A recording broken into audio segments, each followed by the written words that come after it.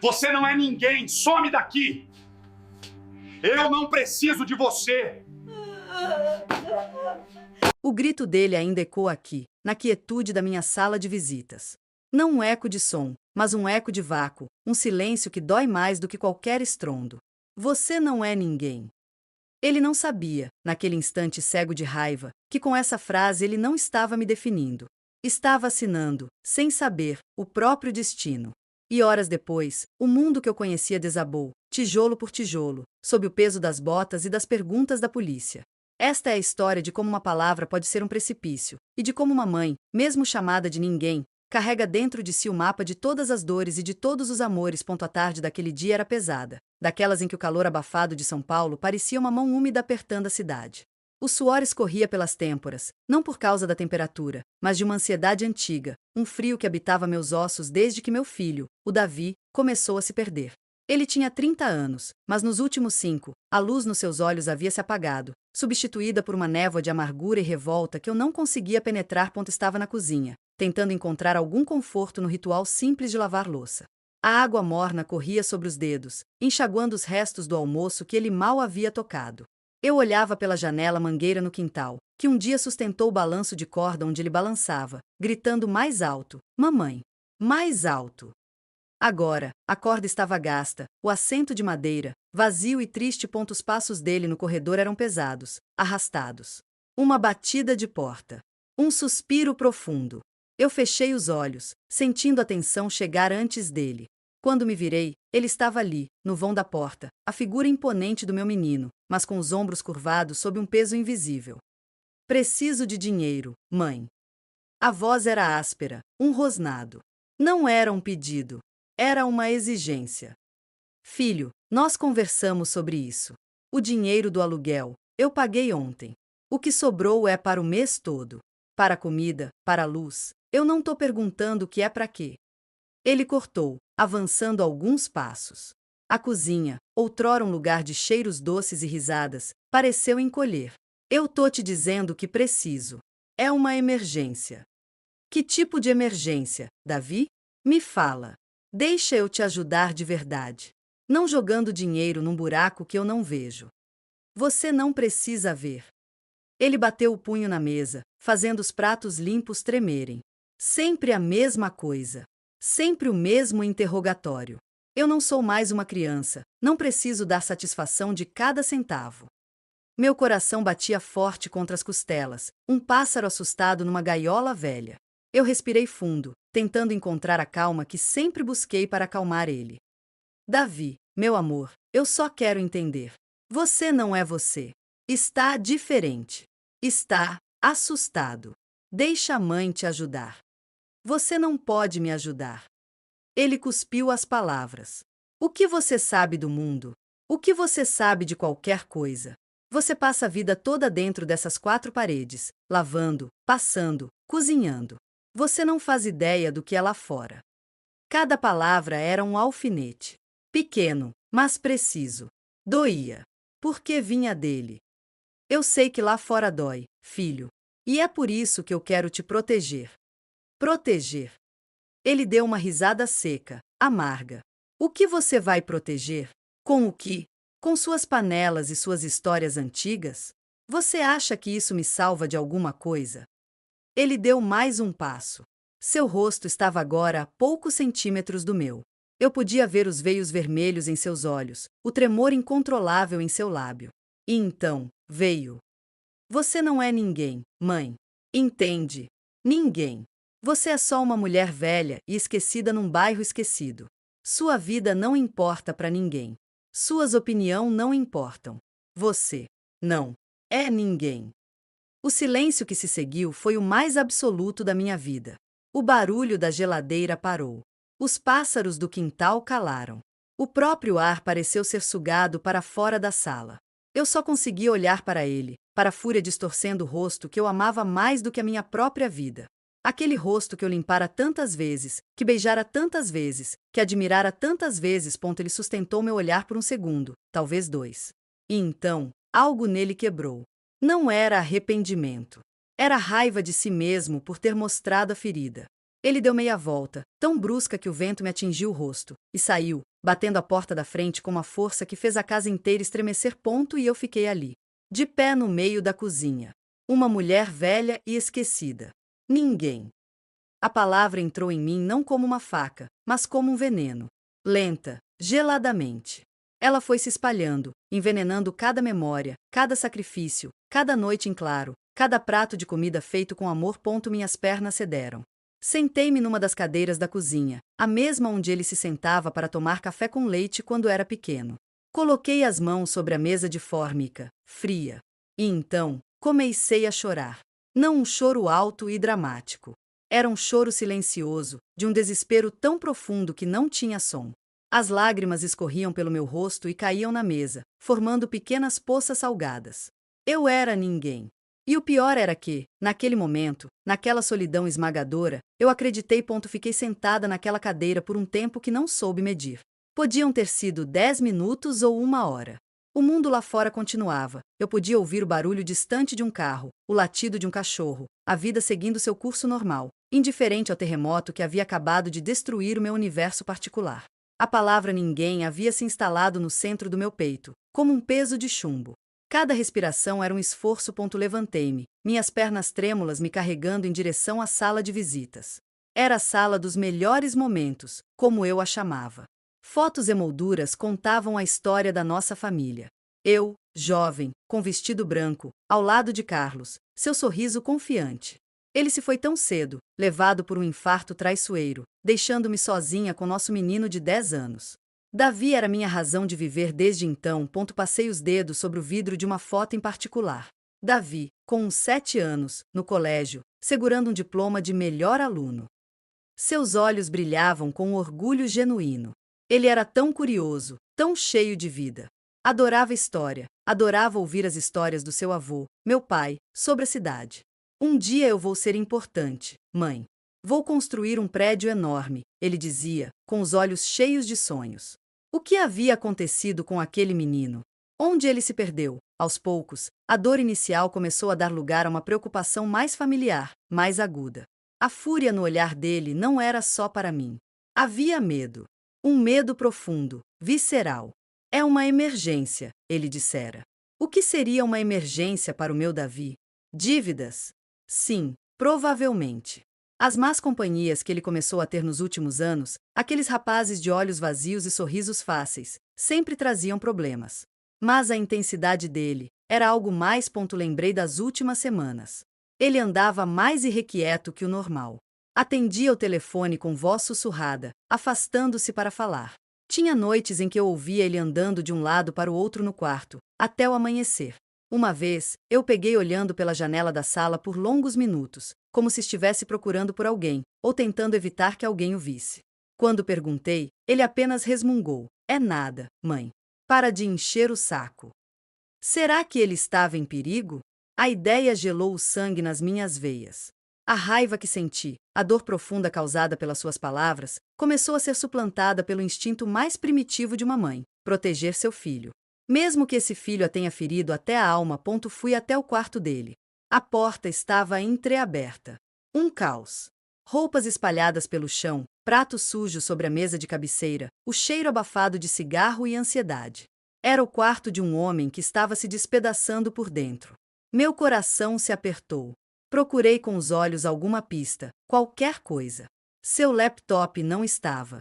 A mochila velha que ele sempre usava também sumira. Sentei-me na cama desfeita, na beira, e peguei o travesseiro. Ele ainda carregava o cheiro dele, uma mistura de seu shampoo e do suor que era só seu.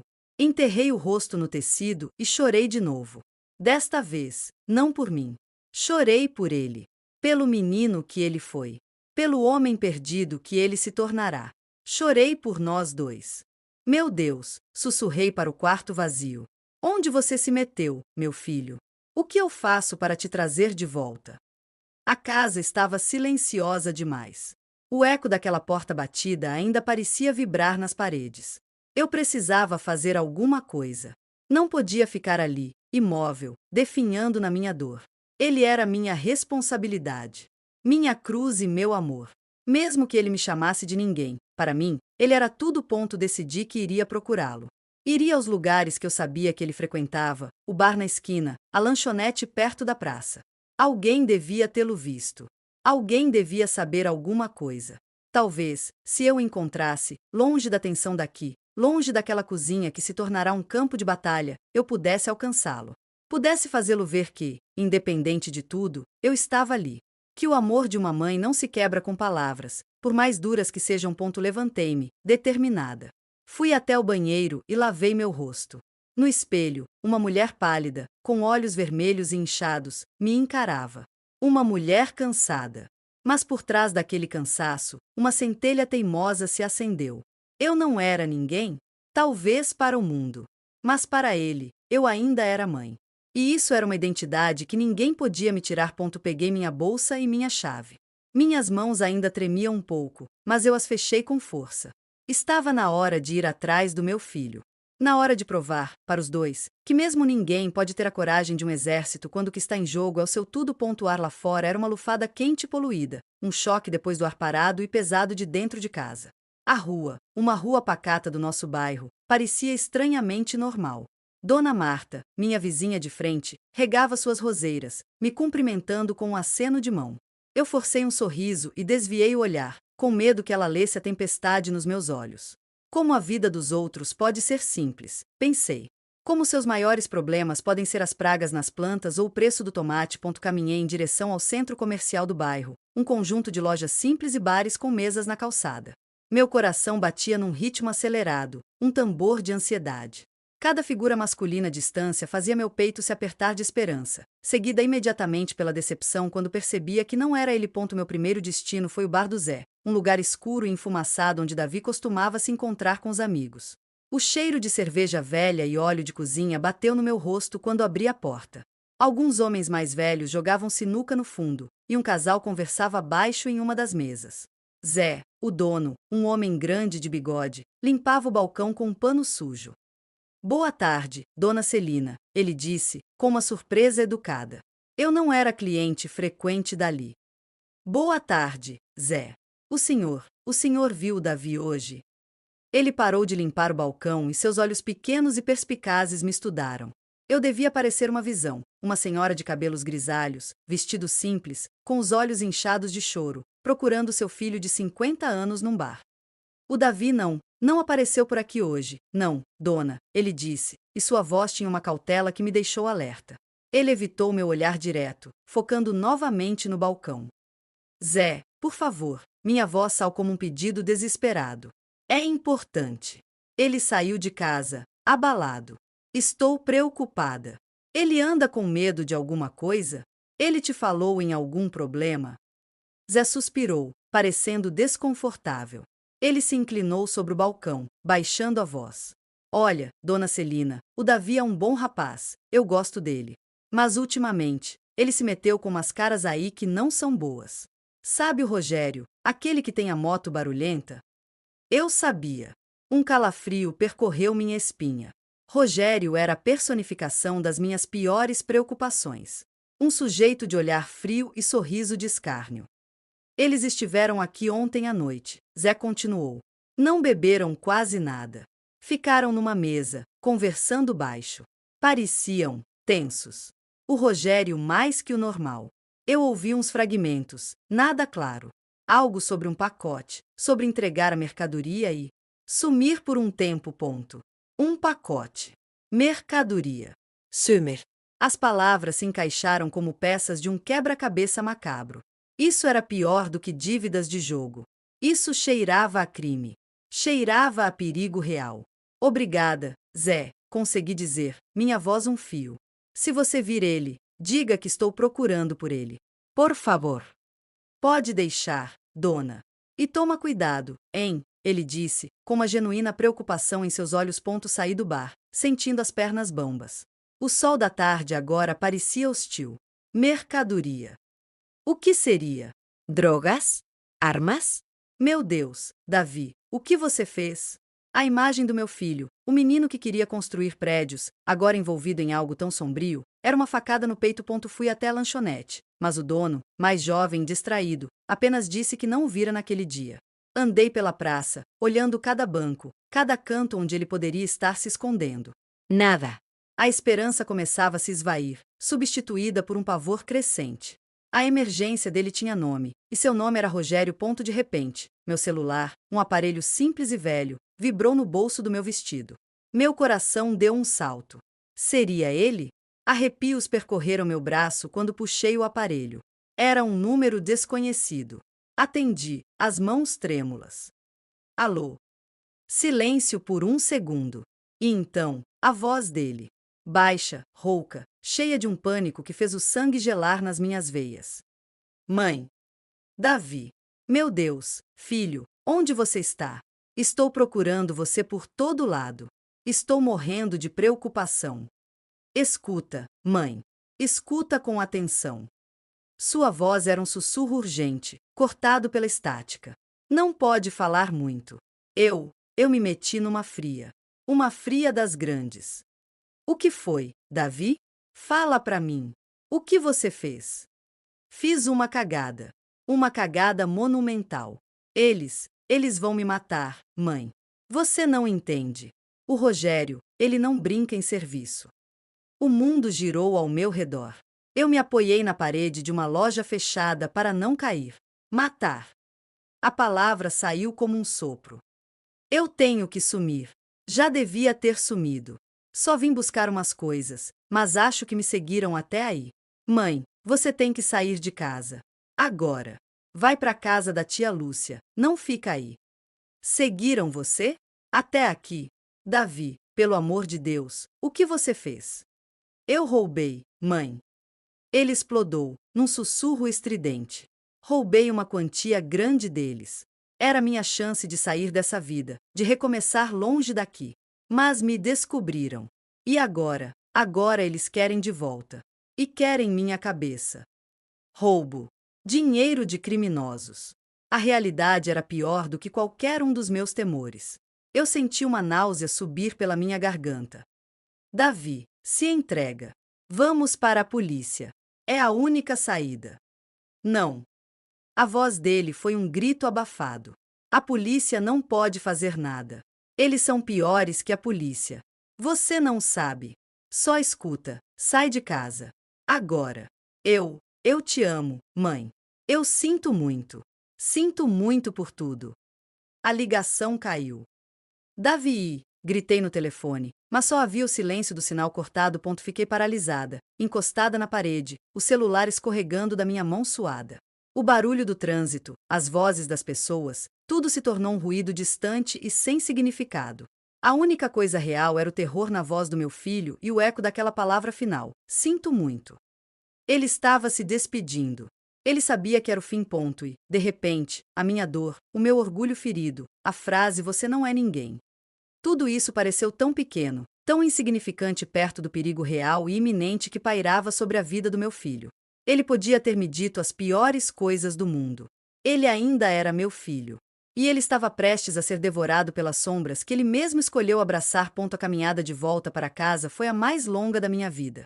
Cada passo era uma luta contra um peso invisível que tentava me prender ao chão. O mundo havia perdido suas cores e sons. Tudo era um borrão cinza, com a trilha sonora sendo o eco da voz aterrorizada do Davi. Eles vão me matar, mãe. Sinto muito por tudo. A última frase doía de um jeito diferente. Sinto muito. Não era só pelo dinheiro roubado, pelo crime. Era pela vida toda. Pela distância, pelas palavras ríspidas, pela porta batida. E, principalmente, por aquele grito que agora parecia uma profecia autorrealizável: você não é ninguém. Naquele momento de desespero absoluto, ele finalmente me via? Via a mãe que sempre estivera ali, ou ainda via apenas uma mulher velha e impotente, incapaz de salvá-lo do abismo? Cheguei em casa. A porta ainda estava trancada por dentro, exatamente como eu havia deixado. Ao abri-la, a atmosfera da casa havia mudado. Já não era apenas o local da nossa briga, era uma cena de crime prestes a ser descoberta. O silêncio era opressivo, carregado de ameaça. Cada som normal da casa, o trinco da porta, meus passos no corredor, soava como um alarme. Ele disse que podiam tê-lo seguido. Meus olhos correram para as janelas, buscando sombras suspeitas, o vulto de uma moto, qualquer coisa. Nada. A rua estava estranhamente calma. Era o olho do furacão. O que fazer? Ir para a casa da minha irmã, Lúcia, como ele pediu. Me esconder e deixá-lo sozinho para enfrentar as consequências dos seus atos? A ideia era intolerável. Eu era sua mãe. Se ele estava sendo caçado, eu não podia fugir. Eu tinha aqui o que uma ninguém podia fazer contra homens perigosos, armados, cheios de ódio. Minhas mãos tremiam tanto que mal consegui pegar um copo e encher de água na pia. Bebi um gole, mas a água parecia areia na minha garganta. Sentei-me à mesa da cozinha, o mesmo lugar onde, horas antes, eu havia desmoronado. Agora, não havia espaço para o desespero. O medo era um luxo que eu não podia ter. Davi precisava de mim. Ele podia estar a caminho daqui, para buscar suas coisas. Ou pior, eles podiam estar a caminho. Precisava pensar. Precisava agir. A polícia. A sugestão que eu dei a ele era a única lógica. Mas o medo que ele tinha deles era palpável. Eles são piores que a polícia. Será que ir à polícia iria piorar as coisas? Colocaria um alvo nas nossas costas ainda maior. Enquanto debatia isso comigo mesma, sentada naquela mesa, o tempo parecia se esticar e se contrair de forma estranha. Cada minuto era uma eternidade de angústia, e ao mesmo tempo, eu sentia que o pouco tempo que tínhamos estava se esgotando rapidamente. Então, ouvi. Não um barulho normal. Era o som abafado de uma porta sendo aberta com cuidado. A porta dos fundos, que dava para a área de serviço. A fechadura era velha, eu mesma sentia dificuldade às vezes. Alguém estava tentando abri-la sem fazer barulho. O coração parou no meu peito. Congelei na cadeira. Não era o Davi. Ele bateria, gritaria, faria barulho. Essa era a entrada silenciosa de um predador. Os cabelos na minha nuca se eriçaram. Ouvi o rangido baixo da porta cedendo. Ela estava aberta. Passos leves, cautelosos, no cômodo da área de serviço. Mais de uma pessoa. Meu instinto gritou para me esconder, para correr para o quarto e trancar a porta. Mas meus membros estavam pesados, de chumbo. Eu estava paralisada pelo terror. A cozinha era aberta, conectada à sala de jantar. Em segundos, quem quer que estivesse lá estaria me vendo. Os passos se aproximaram do corredor que levava à cozinha. Eu conseguia ouvir a respiração ofegante de alguém. E então, uma voz. Baixa, rouca e cheia de uma frieza que fez meu sangue gelar. Cadê você, seu filho da puta? Sai da toca. Você não pode se esconder da gente. Não era o Rogério. Era uma voz que eu nunca tinha ouvido, mas que carregava a mesma promessa de violência. Eles estavam dentro da minha casa. A casa onde eu criei meu filho. Onde guardava minhas memórias mais preciosas. Agora, era uma armadilha. Eu fechei os olhos, rezando para que Davi não estivesse a caminho. Rezando para que ele tivesse ouvido seu próprio conselho e sumido. E, no meio do pavor, uma centelha de fúria materna começou a queimar dentro de mim. Eles estavam na minha casa. Eles estavam ameaçando meu filho. Eles estavam violando o único santuário que eu tinha. Os passos estavam agora na entrada da cozinha. Eu abri os olhos. 2 homens estavam parados no vão da porta. 2 estranhos, com roupas escuras e olhos vazios. O maior deles, o que falará, me viu. Seus olhos, sem qualquer expressão, percorreram meu corpo sentado à mesa, me avaliando, me descartando. Onde está o Davi, véia? Ele perguntou, sua voz um rosnado baixo. Eu olhei para ele. Meu coração batia tão forte que eu temia que eles pudessem ouvir. Mas, milagrosamente, minha voz saiu firme. Um fio de força que eu não sabia que ainda tinha. Ele não está aqui, eu disse. O homem sorriu, um sorriso que não chegava perto dos olhos. Ele deu um passo para dentro da cozinha. A gente vai ver. E naquele momento, eu soube. A caça havia começado. E a casa que era meu refúgio havia se tornado o palco do meu pior pesadelo. O segundo homem, mais magro e nervoso, fechou a cortina da janela da cozinha, mergulhando o cômodo numa penumbra súbita e sinistra. O ar, já pesado, ficou irrespirável. O homem maior, aquele que falava, era claramente o líder. Seus olhos percorreram a cozinha com um desdém que era quase físico. Procura na casa toda, Jorginho, ele ordenou, sem tirar os olhos de mim. Revira tudo. Ele deve ter escondido a grana aqui. O magro, Jorginho, saiu rapidamente, e logo ouvi o som de gavetas sendo arrancadas e coisas quebrando no quarto do Davi. Cada ruído era uma facada. Eles estavam destruindo o pouco que a gente tinha. O líder puxou uma cadeira e sentou-se na minha frente, à mesa. Ele colocou os cotovelos sobre a formica, se inclinando para a frente. Seu hálito cheirava a café e cigarro. Olha, dona Celina, pelo que está escrito na caixa de correio. Ele falou meu nome como se fosse um insulto. Nós não queremos te machucar. A gente é gente de negócio. O seu filho, o Davi, ele não é. Ele é um ladrão. E ladrão que rouba de ladrão, bem, merece morrer 2 vezes, não acha? Eu não respondi. Mantive meus olhos fixos nas minhas mãos, entrelaçadas sobre a mesa, tentando controlar o tremor. Ele nos deve uma quantia bem gorda, ele continuou. Sua voz suave, quase conversacional, era mais assustadora do que um grito. E a gente vai cobrar. Ou ele paga, com o dinheiro e um pedaço da pele dele. Ou, a gente cobra de outra forma. Ele fez uma pausa dramática. De você, por exemplo. Meu sangue pareceu congelar nas veias. Eu levantei os olhos e o encarei. Havia uma maldade pura e simples naquele rosto.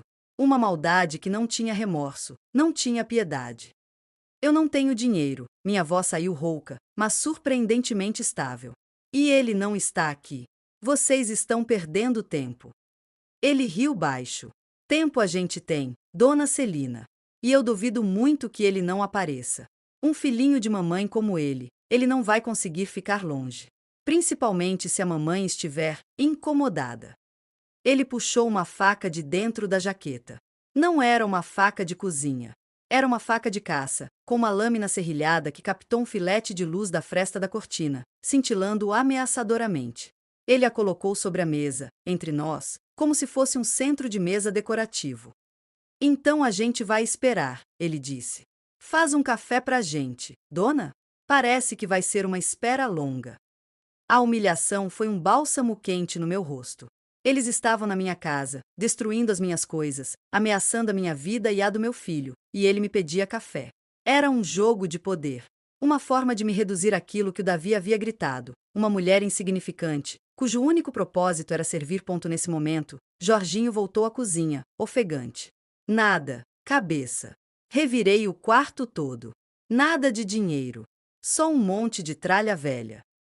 Cabeça. O apelido era apropriado. Cabeça não pareceu surpreso. Seus olhos ainda estavam fixos em mim. Tá certo. Então a gente espera. Senta aí, Jorginho. A dona da casa vai nos servir um café. Jorginho puxou outra cadeira e sentou, olhando para mim com uma expectativa cruel. Eu me levantei. Minhas pernas quase cederam, mas me apoiei na mesa. Caminhei até o fogão, meus movimentos robóticos. Enchi a chaleira com água, peguei o pó de café do armário. Minha mente trabalhava freneticamente. O Davi podia chegar a qualquer momento. Eu tinha que impedir isso. Mas como?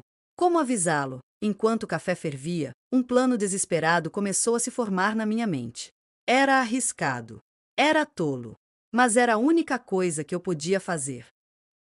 O açúcar acabou, eu menti, minha voz trêmula. Preciso pegar no depósito, na área de serviço.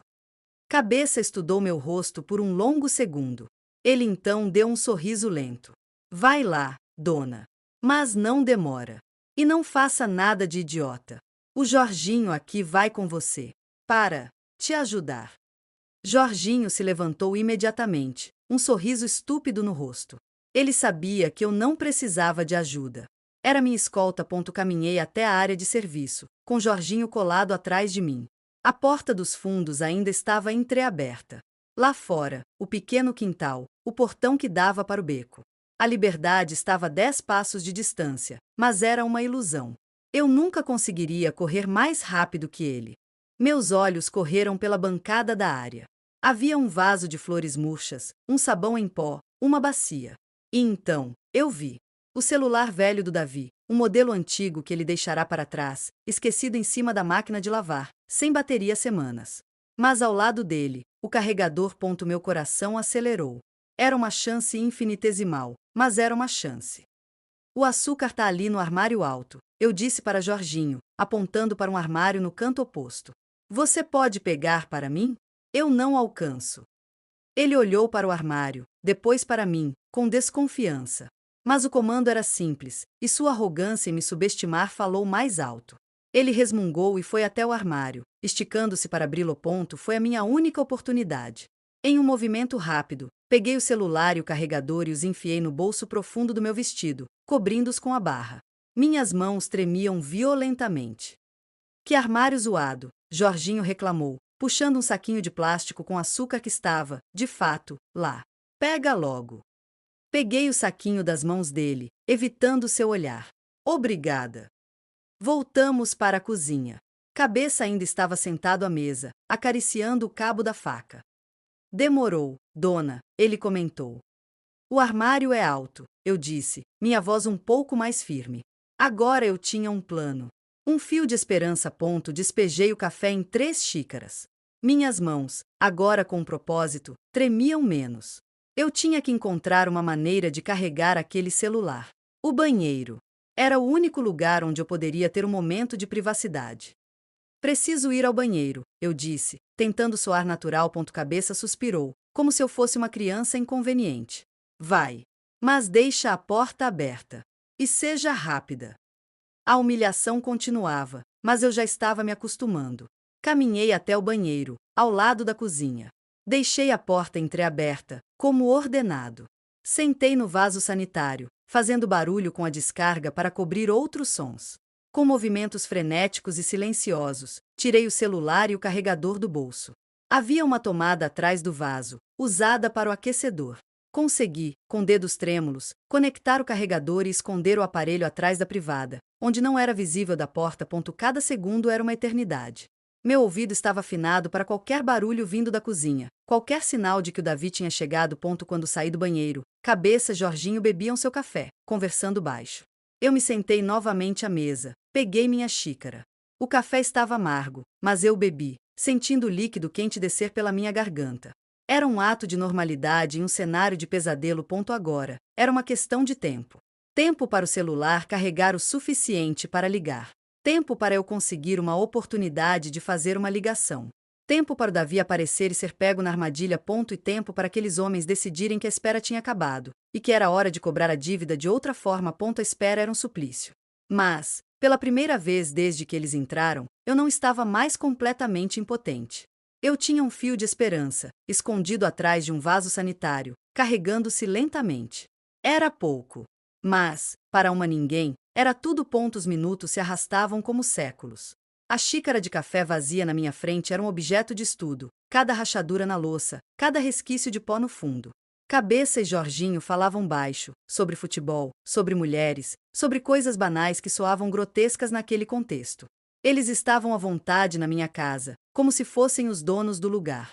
A faca ainda estava sobre a mesa, um lembrete constante do perigo real e presente. Meus ouvidos estavam sintonizados em 2 frequências. O som do carregador no banheiro, que eu imaginava ouvir, um zumbido fantasma de esperança, e qualquer ruído externo que pudesse significar a chegada do Davi.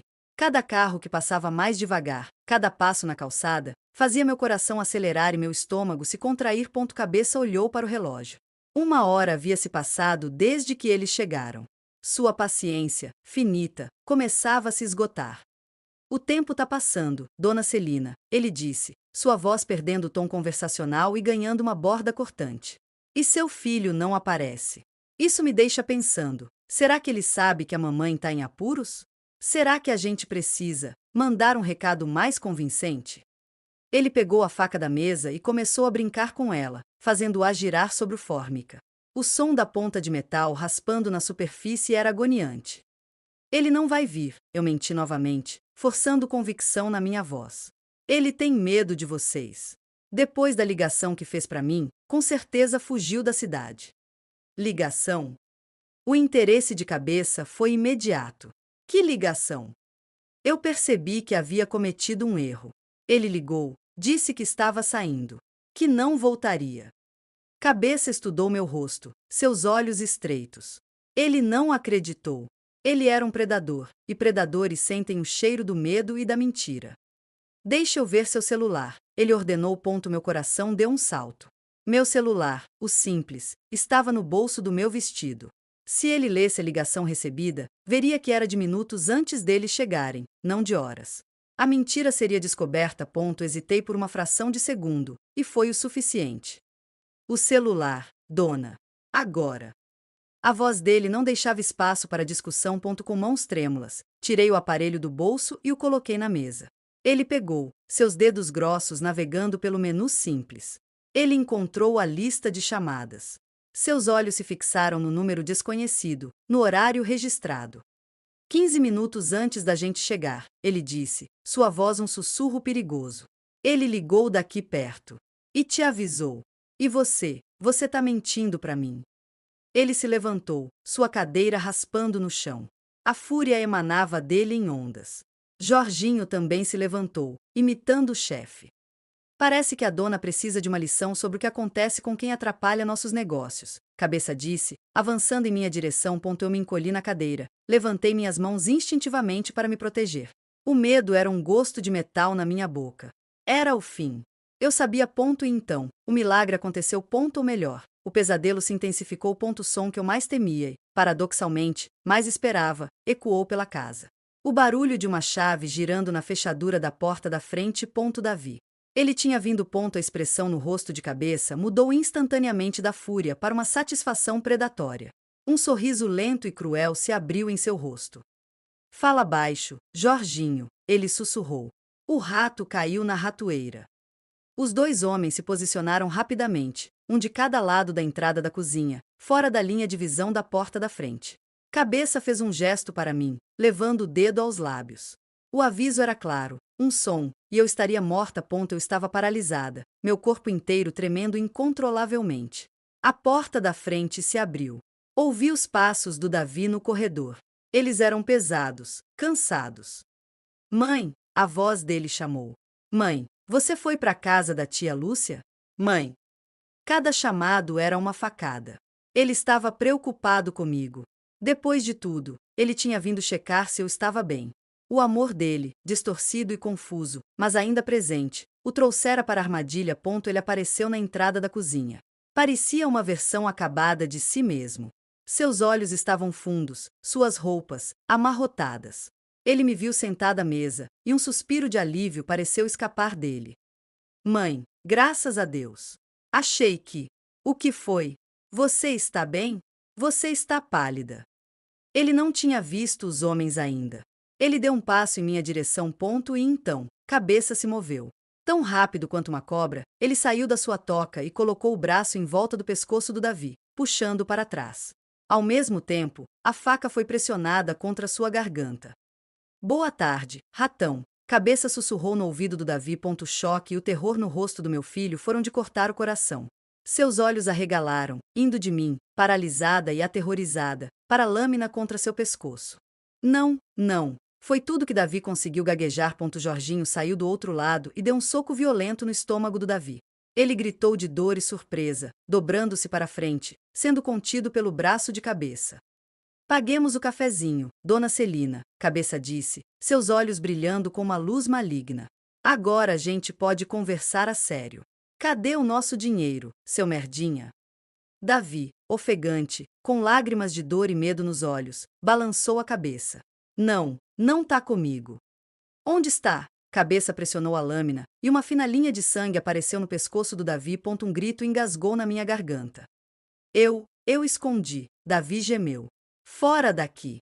Longe. Mentira, Jorginho deu outro soco, desta vez nas costas. Davi cuspiu no chão. Para. Por favor, para, eu supliquei, me levantando. Minhas pernas mal me sustentavam. Ele vai dar o dinheiro de volta. Ele vai. Só não machuquem ele. Cabeça olhou para mim, e então de volta para Davi. Tá vendo? Sua mãezinha é uma pessoa razoável. Pena que você não herdou a inteligência dela. Agora, última chance. Onde está a grana?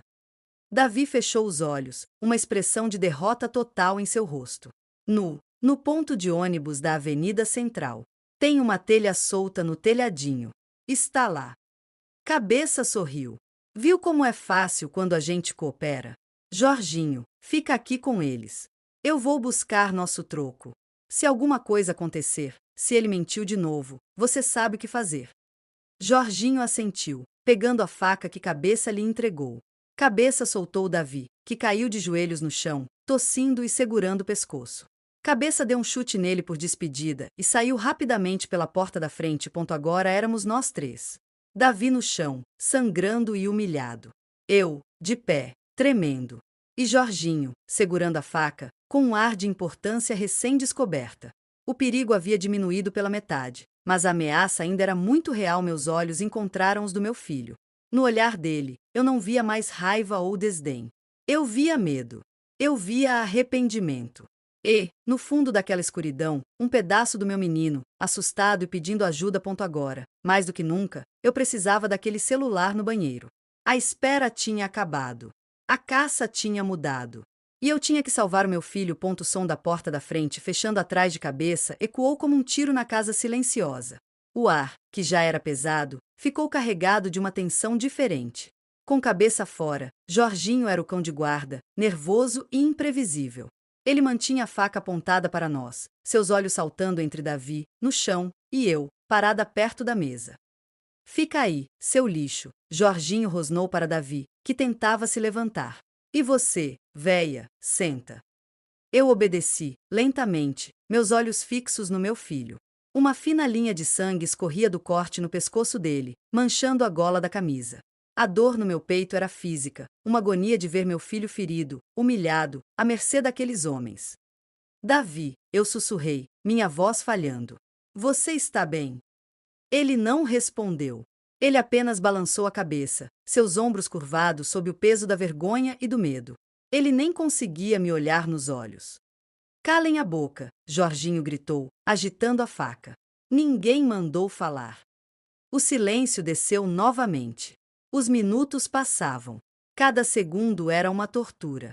Eu conseguia ouvir a respiração ofegante do Davi, o rangido do assoalho sob os pés inquietos de Jorginho. A minha mente corria em direção ao banheiro, para o celular carregando. Quanto tempo levaria? 10 minutos? 20? Cabeça poderia voltar a qualquer momento. E então, então não haveria mais necessidade de nos manter vivos. Eu tinha que criar uma distração. Tinha que chegar até aquele celular. Moço, eu disse, minha voz soando estranhamente calma. Posso pegar um pano para limpar o sangue do meu filho? Por favor. Jorginho me olhou com desconfiança. O que é que importa? Ele vai sangrar muito mais daqui a pouco. A frieza da afirmação fez um calafrio percorrer minha espinha. Mas eu insisti. É que, suja o chão. E se alguém passar na rua e ver pela janela? Ele olhou para a cortina fechada, depois para a mancha vermelha no linóleo. Ele pareceu ponderar. Um criminoso, mesmo um de baixo escalão como ele, ainda tem instintos de não chamar atenção. Mas rápido. E nada de gracinha. Eu balancei a cabeça, me levantando. Caminhei até a pia e peguei um pano de prato limpo, molhando-o sob a torneira. Minhas mãos tremiam, mas agora era de propósito, para parecer mais frágil e inofensiva. Meu coração batia tão forte que eu temia que ele pudesse ouvir. Me aproximei do Davi, que estava a poucos metros de Jorginho. Ajoelhei-me ao lado dele, ignorando a dor nos meus joelhos velhos. Deixa eu ver, eu disse suavemente. Pela primeira vez desde que ele chegou, Davi levantou os olhos e me encarou. Havia um mundo de dor naquele olhar. Medo, sim. Mas também um profundo, esmagador arrependimento. As lágrimas começaram a encher seus olhos. Ele abriu a boca para falar, mas apenas um soluço saiu. Eu coloquei o pano suavemente em seu pescoço, limpando o sangue. Nossos olhos se encontraram. E naquele momento, toda a raiva, toda a dor causada pelas suas palavras, simplesmente se dissolveu. Ele era meu filho. Ele estava machucado. Ele estava assustado. Nada mais importava.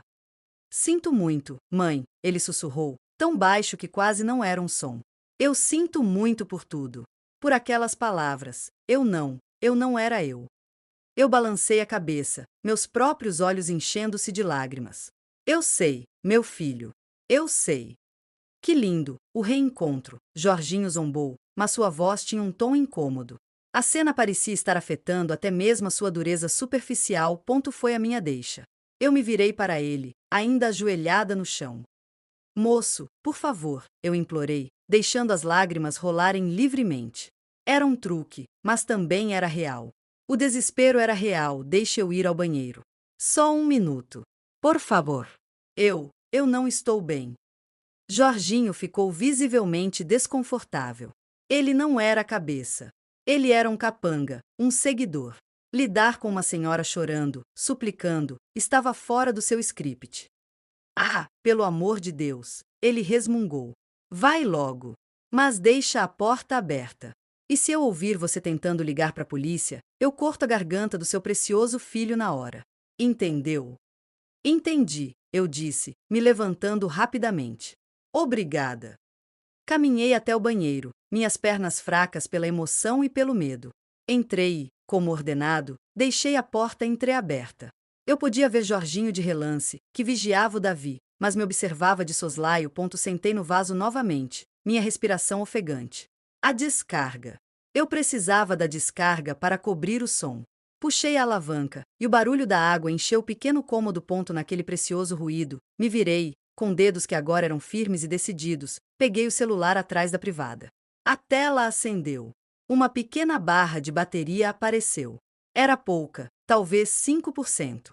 Mas era o suficiente para uma ligação. Minhas mãos suavam. Para quem ligar? A polícia? Eles demorariam. E se cabeça voltasse antes? Eu tinha que ser mais direta, mais rápida. E então, me lembrei. Me lembrei do meu genro, o Marcos, marido da minha filha falecida, a irmã do Davi. Ele era segurança em uma boate, um homem grande, corajoso, e que morava a apenas 5 quadras de distância. Ele tinha amigos.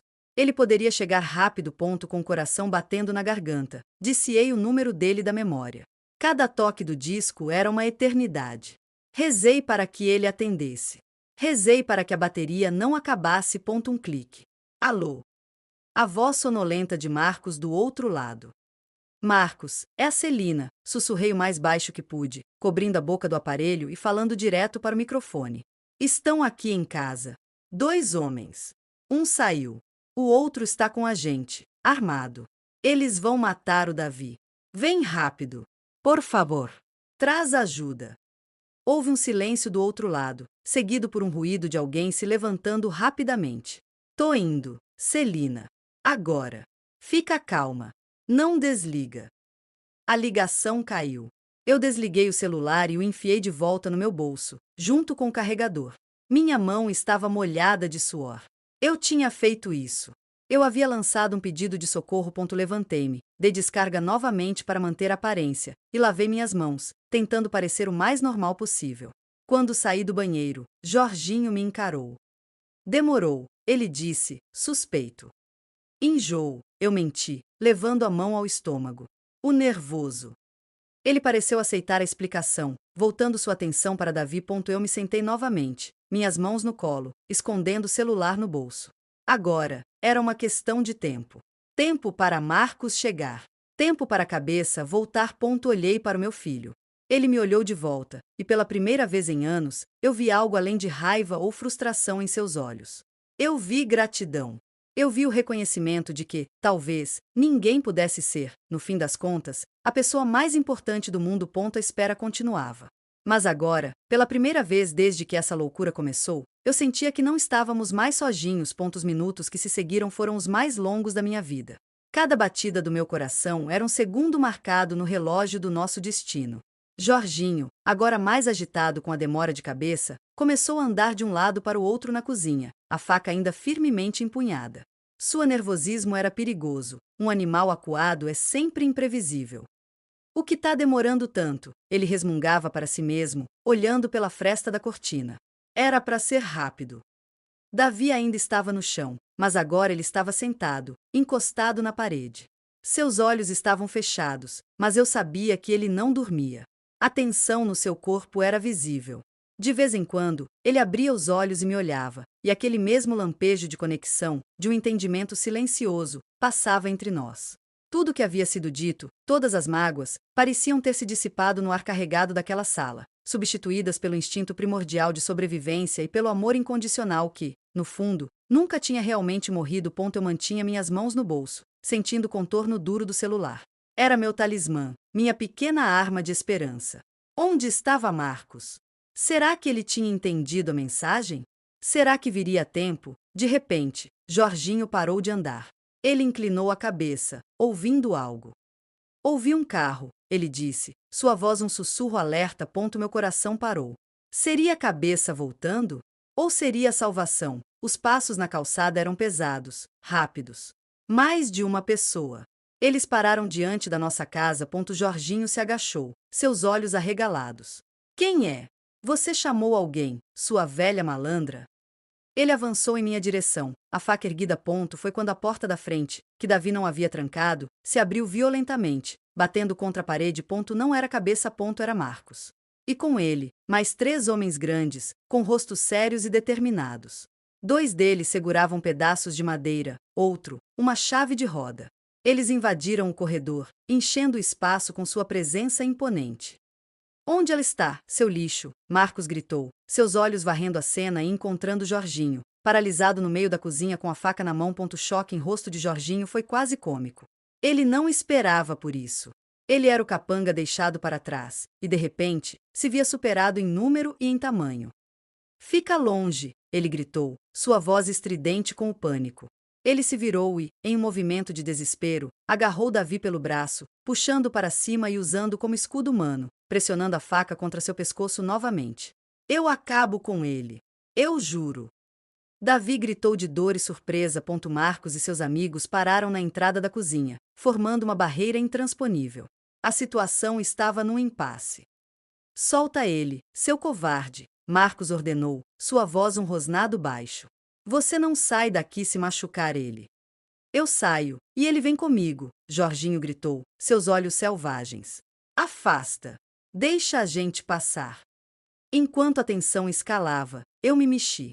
A atenção de todos estava em Jorginho e Davi. Eu, a velha inofensiva, fui esquecida por um momento. E eu tinha uma arma.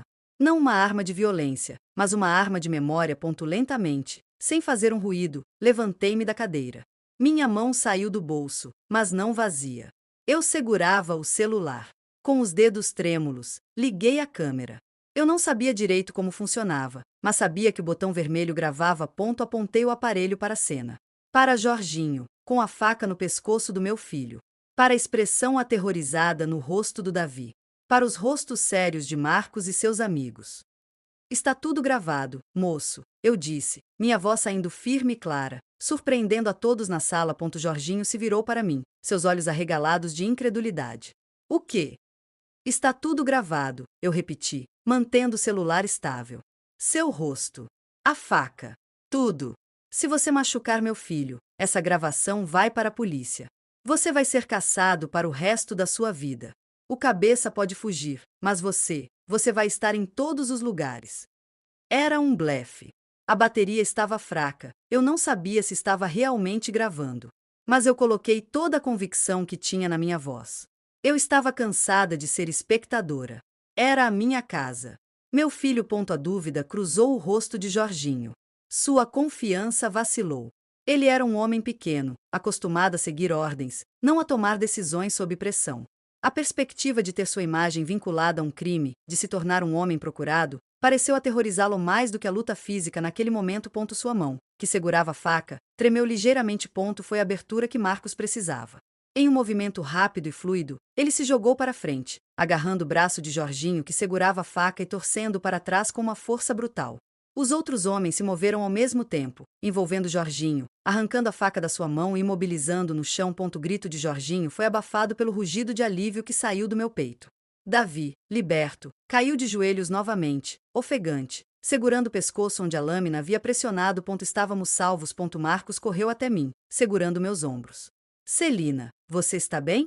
Ele te machucou? Eu balancei a cabeça, as lágrimas finalmente fluindo livremente, agora de alívio. Estou bem, Marcos. Obrigada. Obrigada por ter vindo. Ele me abraçou forte, e eu me agarrei a ele, meu corpo inteiro tremendo da descarga de adrenalina. Enquanto os amigos de Marcos mantinham Jorginho imóvel no chão, a porta da frente se abriu mais uma vez. Era a cabeça. Ele parou no corredor, congelado, levando a cena. Seu rosto, que antes transbordava confiança cruel, agora era uma máscara de choque e fúria impotente. Ele viu seus homens sendo contidos, a faca no chão, Davi a salvo, e eu, nos braços de um homem grande que claramente não era um policial, mas era uma ameaça tão real quanto. Seus olhos encontraram os meus. E pela primeira vez, eu não vi um monstro. Vi um homem derrotado. E naquele olhar, havia um reconhecimento.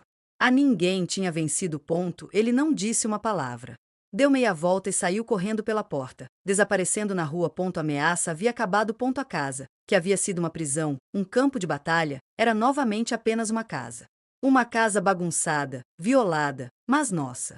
Eu olhei para meu filho, que agora chorava silenciosamente no chão, e soube que a batalha mais difícil, a batalha por sua alma, estava apenas começando. Mas pelo menos, tínhamos a chance de lutar. O som da sirene se aproximando preencheu o vácuo deixado pela fuga de cabeça. A realidade, dura e burocrática, começava a se impor sobre o pesadelo surreal que havíamos vivido. Enquanto os amigos de Marcos mantinham Jorginho contido no chão da cozinha, eu me ajoelhei ao lado do Davi. Ele estava em estado de choque, tremendo incontrolavelmente, suas lágrimas silenciosas lavando a sujeira e o sangue do seu rosto. Está tudo bem agora, meu filho, eu sussurrei, passando a mão em seus cabelos embaraçados. Está tudo bem. Você está seguro. Ele se virou e enterrou o rosto no meu ombro, e seu choro, antes silencioso, explodiu em grandes e convulsivos soluços. Era o choro de uma criança assustada, o choro de um homem que havia visto o abismo de perto e se assustado com o próprio reflexo. Eu o segurei forte, balançando-o levemente, como fazia quando ele era pequeno e tinha pesadelos. A diferença era que desta vez, o pesadelo era real, e as cicatrizes não sumiriam ao acordar. A polícia chegou. 2 carros, suas luzes azuis e vermelhas pintando as paredes da sala através das janelas. Eles entraram com cautela, mas a cena era clara. Os bandidos estavam contidos, as vítimas estavam a salvo.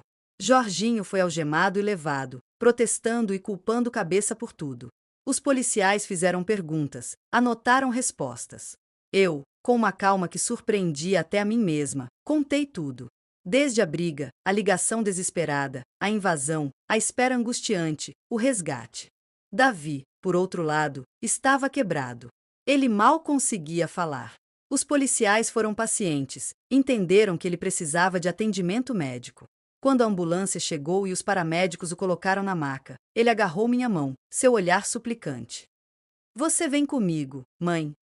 Vou, meu amor. Vou aonde você for. Enquanto eles o levavam, um dos policiais, um sargento mais velho com o rosto cansado, se aproximou de mim. Dona Celina, o seu filho, ele é tão vítima quanto é suspeito. Esse roubo que ele cometeu, quando ele estiver em condições, ele vai ter que prestar depoimento. E provavelmente vai responder por isso. Eu balancei a cabeça, uma tristeza profunda e resignada no meu peito. Eu entendo, senhor.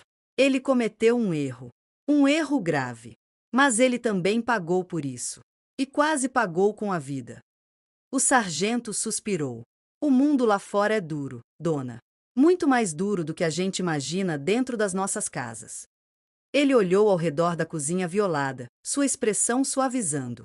Você foi muito corajosa.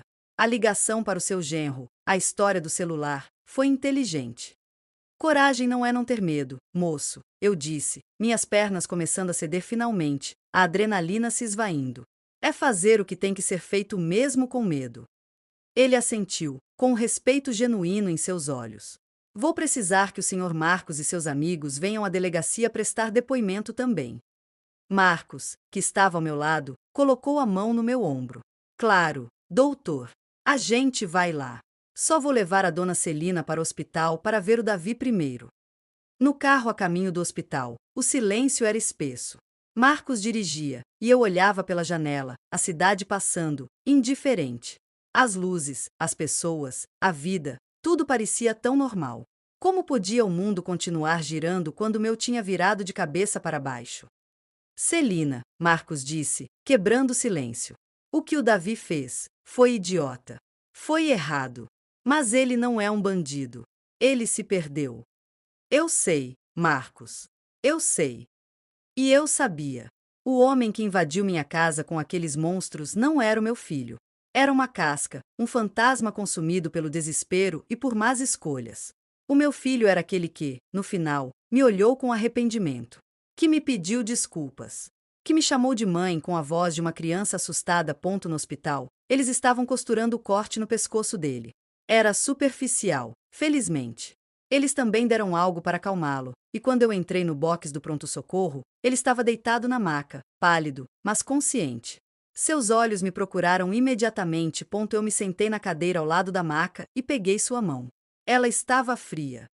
Mãe, ele sussurrou, sua voz rouca. Eu não sei por onde começar. Não precisa começar por lugar nenhum, Davi. Só descanse. Ele fechou os olhos, e uma lágrima escapou pelo canto. Eu ouvi tudo. Na cozinha. Quando você falou para aquele homem sobre a gravação.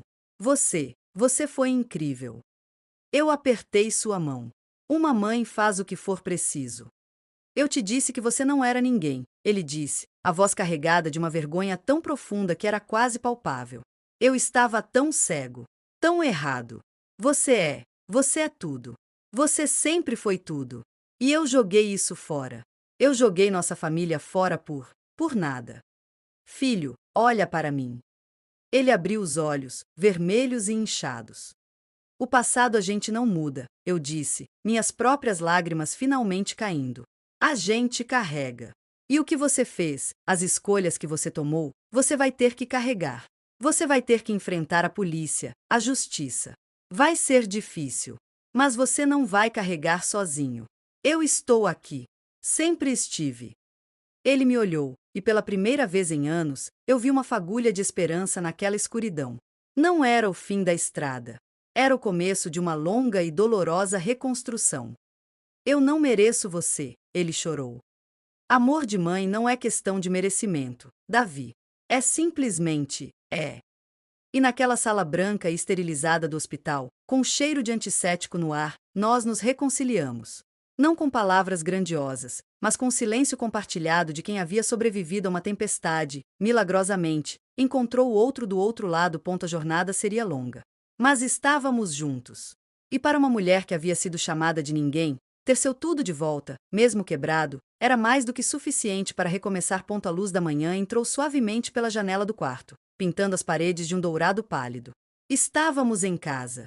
A polícia liberara a cena depois de coletar todas as evidências, e Marcos insistiu para que eu passasse a primeira noite na casa dele. Mas eu precisava voltar. Precisava reconquistar aquele espaço, limpar não apenas a sujeira, mas a energia pesada que havia se instalado. A casa cheirava a limpeza. Eu havia passado a manhã lavando o chão, esfregando as paredes, tentando apagar os vestígios físicos da violência. As marcas no coração, essas, eu sabia, levariam mais tempo para cicatrizar. Davi estava no sofá da sala, coberto por um cobertor. Ele tinha a alta do hospital na mesma noite, com uma lista de instruções e a promessa de se apresentar à delegacia no dia seguinte. Ele estava exausto, física e emocionalmente esgotado, mas havia uma paz em seus traços que não existia antes. A paz de quem não precisa mais correr. A paz de quem, finalmente, atingiu o fundo do poço e encontrou, não o fim, mas um começo sólido para se apoiar. Eu me sentei na poltrona perto dele, segurando uma xícara de chá. O silêncio entre nós era confortável, diferente do silêncio pesado de antes. O Marcos foi na padaria, eu disse. Vai trazer um pão quentinho. Davi assentiu, um pequeno sorriso tocando seus lábios. Ele é um bom cara. Eu não fui um bom cunhado para ele. O passado é um país estrangeiro, Davi. A gente não pode mudar o que já foi. Só pode decidir o que vai ser a partir de agora. Ele olhou para as fotos na parede, seus olhos parando naquela de quando era criança, o melhor aluno. O que aconteceu comigo, mãe? Como eu deixei aquele menino se perder tanto? A pergunta era um suspiro carregado de dor. A vida aconteceu, filho. A dor de perder seu pai tão cedo. A pressão de ser o homem da casa.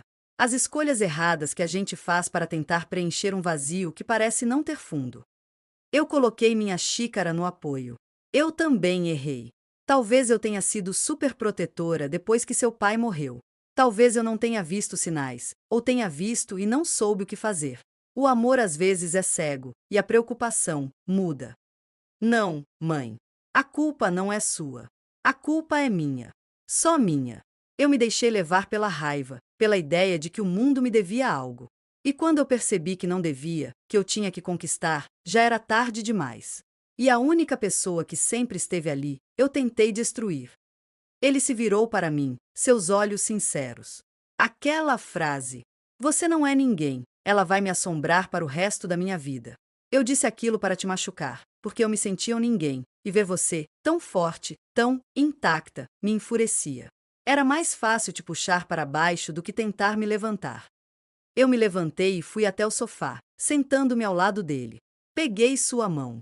Ela estava mais quente agora. Davi, você já me ouviu contar a história do meu avô? Seu bisavô? Ele balançou a cabeça, negando. Ele era um imigrante italiano. Chegou aqui sem nada. Sem falar a língua, sem um tostão no bolso. Trabalhou de sol a sol, em empregos que ninguém queria. Muitas pessoas devem ter dito para ele que ele não era ninguém. Um estrangeiro pobre, ignorante. Mas ele construiu uma vida. Uma vida simples, mas digna. Ele costumava dizer que ninguém é só o começo da história de alguém. Porque todo mundo é um ninguém até provar que é alguém. E ser alguém não é sobre fama ou riqueza. É sobre caráter. É sobre honra. É sobre levantar depois de cair. Fiquei em silêncio por um momento, deixando as palavras ecoarem. Quando você me gritou aquilo, você não estava me definindo. Você estava projetando em mim tudo o que você sentia sobre si mesmo. E eu, por um instante, acreditei. Mas então, quando o perigo chegou, eu lembrei. Lembrei do meu avô. Lembrei que eu sou filha dele. Lembrei que eu sou sua mãe. E isso me fez alguém. Alguém com uma missão: salvar o meu filho. As lágrimas escorriam pelo rosto do Davi livremente agora. Ele não tentou escondê-las. Eu quero recomeçar, mãe. Eu juro. Vou enfrentar a justiça. Vou cumprir o que tiver que cumprir. E quando eu sair, vou ser um filho que você merece. Vou ser a pessoa que aquele menino da foto prometeu ser. Eu sei que você vai, meu amor. E eu estarei aqui. Sempre. Naquele momento, a porta da frente se abriu e Marcos entrou, segurando uma sacola da padaria e o jornal. Seu rosto estava sério. Celina. Davi, ele disse, colocando a sacola na mesa. É melhor vocês verem isso. Ele abriu o jornal na página policial. A manchete era grande e gritante. Acautelado procurado morre em confronto com a polícia. E abaixo, uma foto. Era a cabeça.